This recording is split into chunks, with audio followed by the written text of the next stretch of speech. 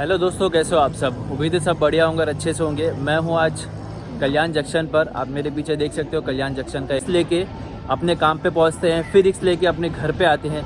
चलिए आपको दिखाता हूँ और सोचिए क्या मुंबई में अपने सपने पूरे करना क्या इतना आसान है। चलिए दिखाता हूँ मैं आपको।